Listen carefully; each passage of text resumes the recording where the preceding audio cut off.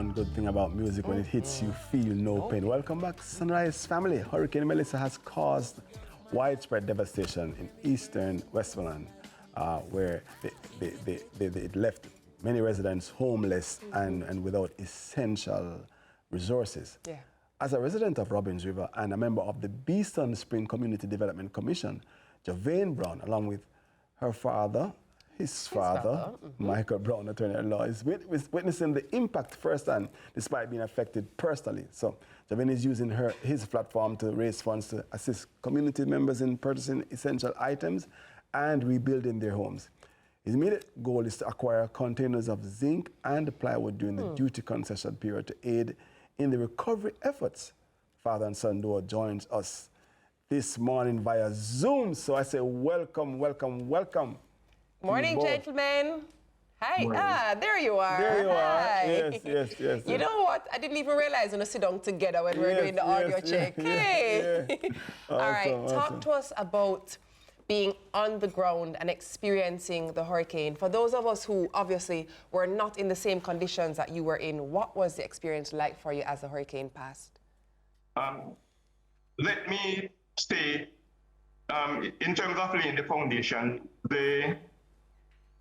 at the point where the hurricane made land, we lived less than a mile. We would have been one of the first persons who felt it. It's an experience that is hard to describe. The winds were, the trees, you either saw them breaking right before your eyes, or bending to the right, touching the ground, bending to the left, touching the ground. I would say you could actually see the wind. It was white. Wow. It's an experience that if you don't have it, any description we give of it, it will not be adequate. It was frightful, especially when you started hearing the tiles from the roof tearing, and initially you did not know what it was. You thought it was something falling on the roof. Eventually you saw the water started coming in. You heard banging. It was a frightful experience. Whoa, I mean... we had, before the eye, we had 4 hours of that, 4 hours of that. What I'm happy about is after the eye, we only had maybe about half hour. We all thought it meant after the passage of the eye, we would have 4 hours.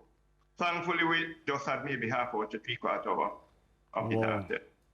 Frightful, hard to describe. I can only imagine. I mean, hard to describe. Is an accurate response to it. I want to find out, Michael, were there any damages to the premises where you are or other community members?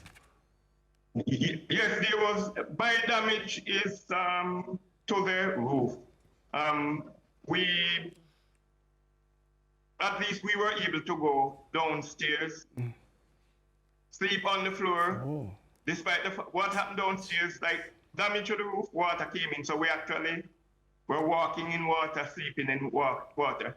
In terms of the community, rural community, first community hit, most about structures, there are sections of the community where there's more than 90% of total destruction of the house. There are sections of the community where there's 100% of significant damage to the housing stuff. Javane, let me bring you in here. Yes. Let's talk a bit about your experience. Obviously, your dad would have had several encounters with storms or things of this nature. Let's talk about your experience and what that was like for you as a youngster. Well, personally, I wouldn't have gotten to see as much storms as he would have. Right. My most frightening experience before this would have been Hurricane Ivan in 2004. Right. But I would say that this is unlike anything I would have ever experienced before. It's total devastation, something I hope to never see again. The most frightening experience I've ever had, and hopefully one I will never experience again. Whoa. I see you skipped past Hurricane Beryl last year, which means that you were not as scared at that time, obviously. I wasn't on the island at that time, so I didn't have experience at that time. Right. Okay, got you. You know, Recovery efforts. Yes. Let's talk about recovery Yes. efforts, because obviously, Michael, you shared about damage to your roof, but you also shared about the destruction to 90% of the homes around you. What happens here now, or I should say, what do you suggest should be happening in and around your community as Yes. far as you see it? yes. Let me say two things. A, we are a mostly farming community. In terms of farming, we rely more on our trees than cash crop. Breadfruit, ackee, pear, mangoes. Apart from that, I'll say something about Eastern Spring. We are a resilient community. Let me introduce you to Eastern Spring. They used to have Digicel Foundation All Island Best Community Competition. For the duration of that competition, we won for Westmoreland every year but once. We came first nationally once, second 2 or 3 times, and third 2 or 3 times. I'm saying that to say that we are a resilient community. We work together. All we want is some help. We will build on it. We are a resilient community. We have a strong community organization. Awesome.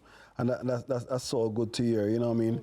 But the question now I'd ask, because since help is needed and we need to make contact, and contact is a challenge, connectivity is a challenge, but in any case, how do persons make contact with you if they want to assist in any relevant or relatable or necessary way at this time? Within the community, as you are aware, connectivity is currently an issue. So there is limited space to connect to the internet and such. I would say I am a point of contact for a lot of people here. Thankfully, our house does have generator and Starlink. So we can connect through my socials, Jovain Brown JA on Instagram and on Twitter, Jovain Brown on Facebook, and reach out and try to assist.